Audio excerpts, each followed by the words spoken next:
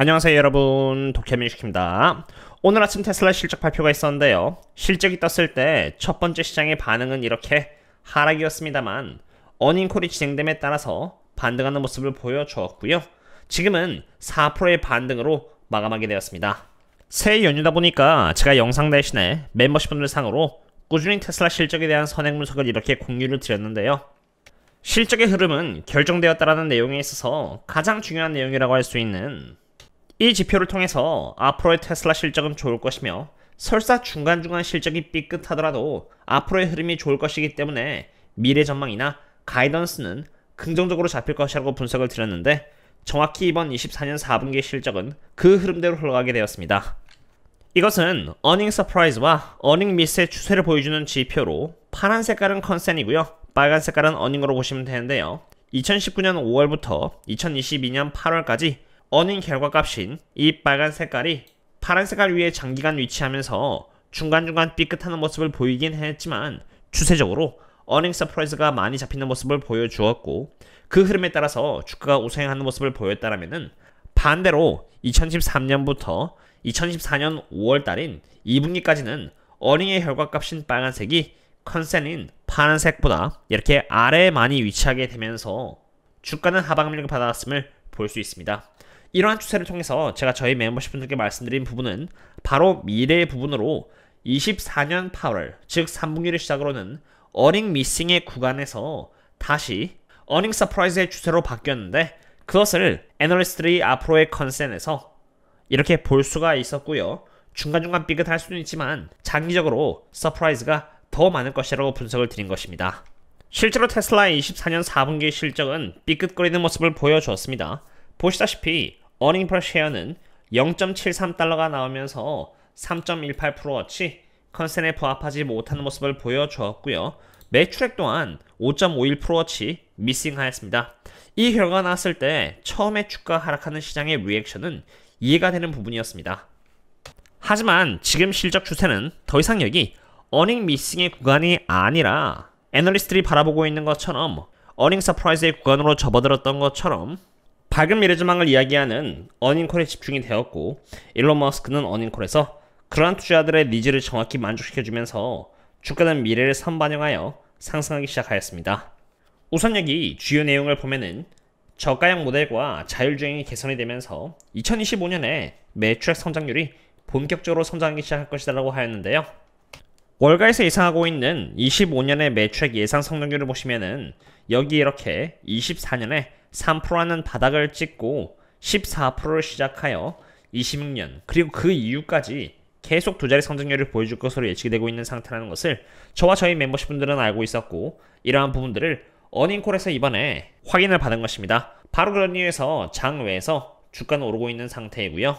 추가로 저가형 모델은 25년 상반기를 시작으로 만들어지기 시작할 것이고, 26년을 시작으로 사이버캡은 런칭이 될 예정이라고도 말을 하였는데, 월가에서도 25년을 시작으로 해서 저가형 모델이 이렇게 팔리기 시작할 것이라고 예측하고 출고량에 반영을 해놓은 상태인데, 이러한 부분 또한 어닝콜에서 확인을 받은 것입니다. 그럼 그 외적인 부분도 보고자 합니다. 우선 2025년 에너지 스토리지 디플로이먼트의 경우는 최소 50%의 성장을 보일 것이다 라고 하였고요. 에너지 쪽도 트래킹하면서 멤버십 분들께 공유를 드리고 있는데, 어닝콜에서 그러한 예측치를 컨펌 받았기 때문에 이러한 흐름대로라면은 머지않아 에너지 쪽이 테슬라 전체 어닝 퍼 쉐어의 20%를 차지한 날도 얼마 남지 않을 듯 합니다. 그리고 이번 24년 4분기에 중국에서의 출고량은 최고 기록을 세웠다라고 하였고, 사이버캡은 26년부터 생산 시작이며, 감시되는 버전의 풀 셀프 드라이빙의 경우는 유럽과 중국에서 런칭 예정에 있다는 내용 또한 있었습니다. 그리고 마지막으로 테슬라의 CEO 일론 머스크로부터 나온 발언은 많은 기대감을 불러일으키기에 충분했는데요. 25년 6월을 시작으로 텍사스 어스틴에서 unsupervised, 즉 완전한 풀 셀프 드라이빙이 런칭될 예정이며, 26년은 역사적으로 인류적 가치가 급상승하는 에픽한 시기일 것이고, 27년에서 28년은 엄청난 해가 될 것이라고까지 한 것입니다.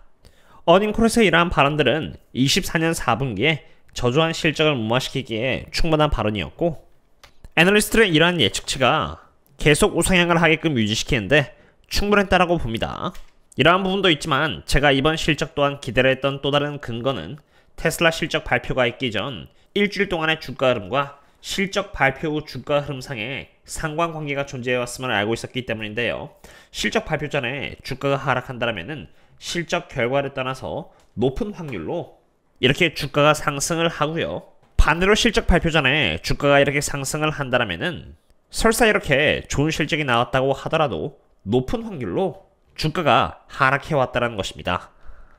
오늘 테슬라가 실적 발표하기 앞서 테슬라는 약 11% 정도 하락을 하였는데 어닝 per 쉐어와 매출액에 있어서 미스가 나왔지만 결과적으로 이렇게 상승하는 흥미로운 결과값이 나온 것입니다. 물론 이러한 데이터들은 멤버십 분들께 실적 발표하기 전에 미리 이렇게 공유를 드렸습니다. 이제 테슬라는 실적과 어닝콜을 발판 삼아서 다시 405달러에 위치한 상태인데요. 이제 정말 중요한 것은 바로 이 흐름이 유지되느냐에 대한 부분입니다. 그것에 대한 부분을 알아보기 위해서 오늘 아침 일어나자마자 바로 테슬라 실적 리뷰와 함께 옵션 세력들은 어디에 포지션을 잡고 있는지, 그리고 테슬라의 수급 상태는 어디에 있으며 이제 어디 쪽으로 나갈 수 있게 되는지를 멤버십 분들 상으로 여기 네이버 프리미엄 컨텐츠와 유튜브 신사학기 및 멤버십에 공유를 드렸기 때문에 아마 참고하신다면 앞으로의 대응에 더 준비를 잘 하실 수 있지 않을까 생각이 되고요. 함께 나가고 싶으시다면 고정 댓글을 참고 부탁드립니다. 지금까지는 테슬라 상으로 봤고요. 시장이 여전히 가장 큰 영향력을 행사하는 엔비디아를 보도록 하겠습니다. 엔비디아의 경우는 17% 며칠 전에 하락하였고 그 다음날 8% 반등하는 모습을 보여주었지만 다시 4% 하락하면서 애매한 상태에 위치해 있습니다. 이러한 엔비디아의 행보에 중요한 역할을 하는 것은 바로 빅테크들의 실적이고, 실적에서도 빅테크들의 미래 예산 계획인데요. 테슬라를 제외한 마이크로소프트와 메타 측에서 실적 발표를 하였고, 특히나 마이크로소프트의 실적은 그렇게 좋지 않았습니다. 투자자들이 빅테크를 이상으로 바라보고 있는 것은 AI와 관련해 있는 클라우드 컴퓨팅 비즈니스 쪽입니다.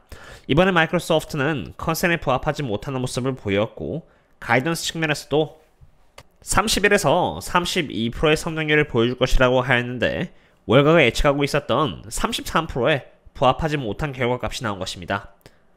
하지만 그래도 엔비디아에게 다행인 점은 마이크로소프트의 CEO는 AI를 위한 예산은 계속 이어나가겠다고 하였습니다. 이러한 입장은 메타의 CEO도 마찬가지였습니다. 딥식에서 저 예산을 이용해서 좋은 결과물을 보여준 모습을 보였지만 그럼에도 불구하고 AI를 위한 예산은 이렇게 낮추지 않겠다라고 한 것입니다. 그렇기 때문에 엔비디아의 주가는 계속 지켜봐야 할 필요가 있다고 생각됩니다. 다만 엔비디아가 어제 4% 하락하면서 반등하고 있었던 반도체 주식 또한 있었는데요.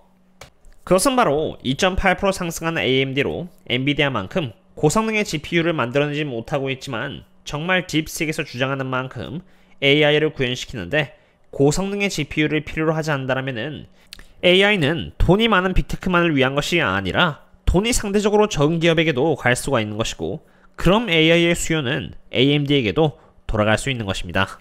그 다음 수순은 AMD의 밸류에이션인데요. 사실 제가 아침부터 바로 분석을 한다고 아침과 점심을 못 먹었기 때문에 AMD에 대한 밸류에이션의 분석은 이미 네프콘에 해드리긴 했었고, 그렇기 때문에 제가 또 다음에 기회가 될 때 영상으로 공유드리고자 합니다. 어쨌든 애프터장에서 테슬라의 주가 흐름이 본장에서도 이어질 수 있는지 장이 열리기 전에 제가 테슬라 midnight 업데이트를 통해서 또 공유를 드리도록 하겠습니다. 그럼 다음에 또 만나요. See you later.